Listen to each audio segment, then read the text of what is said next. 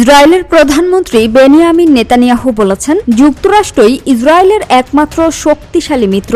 মার্কিন vice president JD ভ্যান্সের এমন মন্তব্য সঠিক নয়। রোববার ফক্স নিউজকে দেয়া সাক্ষাৎকারে তিনি বলেন, যুক্তরাষ্ট্রের পাশাপাশি ভারতও ইসরায়েলের অন্যতম বড় সমর্থক এবং দেশটির 140 কোটি মানুষের কাছ থেকে তারা ব্যাপক সমর্থন পেয়ে আসছে।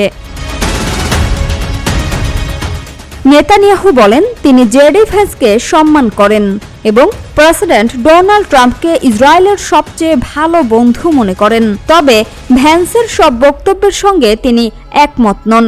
এর আগে ভ্যান্স ইরান যুক্তরাষ্ট্র সমঝোতার প্রসঙ্গ টেনে ইসরায়েলকে যুক্তরাষ্ট্রের সঙ্গে কোনো ধরনের বিরোধে না জড়ানোর সতর্ক বার্তা দিয়েছিলেন। সাক্ষাৎকারে নেতানিয়াহু আরও দাবি করেন, সামাজিক যোগাযোগ মাধ্যমে বিশেষ করে ফেসবুকে ভারতীয়দের কাছ থেকে নিয়মিত সমর্থন পান তিনি। তার ভাষ্য, অনলাইনে ইসরায়েল বিরোধী প্রচারণা থাকলেও বাস্তবে অনেক দেশের শীর্ষ নেতারা ইসরায়েলের সঙ্গে বাণিজ্য ও সামরিক সহযোগিতা বাড়াতে আগ্রহী।